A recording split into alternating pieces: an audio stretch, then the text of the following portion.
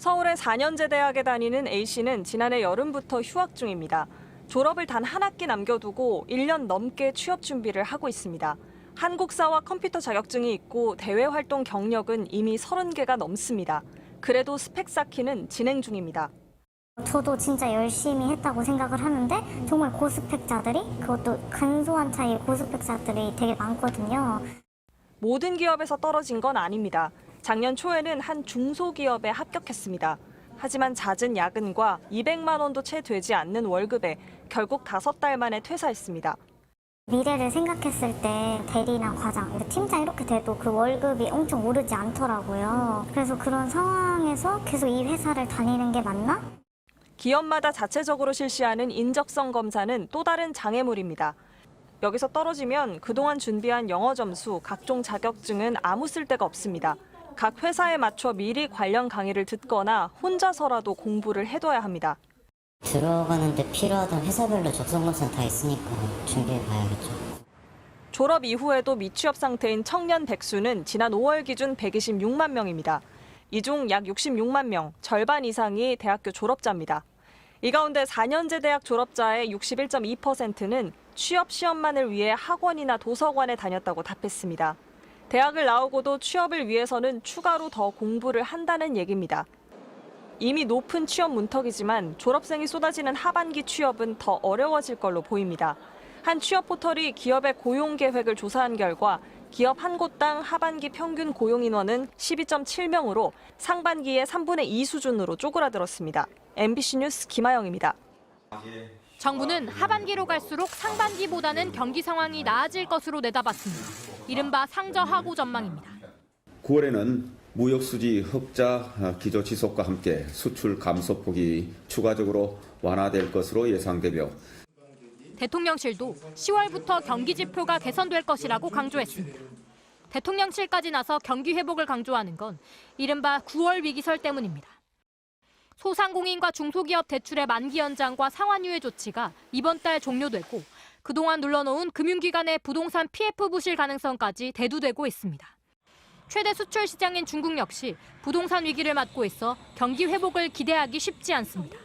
중국 정부가 어떤 정책을 내놔도 크게 좋아지지 않을 그런 부분이라 장기화된다면 중국 쪽으로 가는 수출이 어려워질 거고 전 세계 경기 침체 우려와 소비 둔화로 반도체 회복세가 늦춰지면서 제조업 대기업 생산은 11개월 연속 감소했고 수출도 11개월 연속 마이너스를 기록했습니다. 향후 수출 확대를 가늠하는 설비 투자 역시 11년 만에 가장 큰 폭으로 줄었습니다. 그나마 기댈 곳은 국내 소비뿐인데 이마저도 어렵습니다. 지난달 시중은행의 가계대출 잔액이 1년 9개월 만에 가장 큰 폭으로 늘어난 반면 계속된 고물가에 상반기 실질 임금은 관련 통계가 집계된 2011년 이후 처음으로 줄었습니다. 한마디로 쓸 돈이 없습니다. 상반기에 재정 조기 집행으로 이미 많이 소진한 상황이고 만약에 하반기에 예상처럼 경기가 회복되지 않는다라고 한다면 경제 성장률이 상당히 부진할 가능성이 있기 때문에 정부는 오늘 반도체 자동차 분야 지원을 확대하고 수출 기업에 180조 원 규모의 금융 지원 방안을 서둘러 발표했습니다. MBC 뉴스 고재민입니다. 반도체 호황이던 지난해 상반기 SK 하이닉스는 1조 8천억 원이 넘는 법인세를 냈습니다. 올해는 사정이 다릅니다. 상반기에만 4조 원 넘는 영업 손실을 내며 법인세 납부를 못했습니다.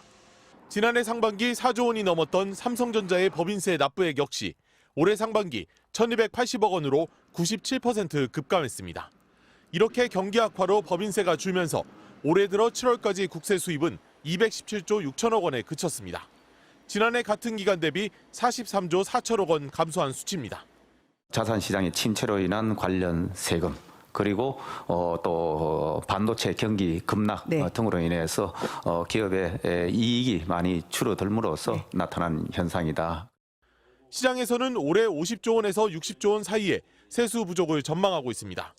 하지만 정부는 건전재정 기조에 따라 국채는 추가로 발행하지 않기로 했습니다.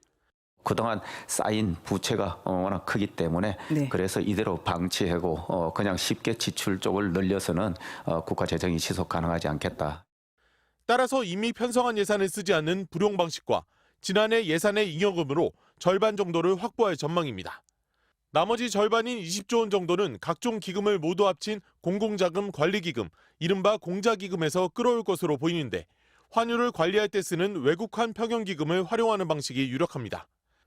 다만 예산 편성권을 독점하고 있는 기재부가 국세 수입 규모의 예측에 실패해 대규모 예산 결손이 초래됐고 그 결과 별도 사용 목적이 있는 기금을 일반 예산으로 끌어왔다는 점에 대해 책임론도 제기되고 있습니다.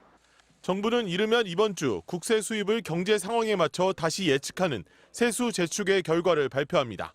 이 자리에서 세수 결손 등을 메울 대책 등도 함께 밝힐 것으로 보입니다.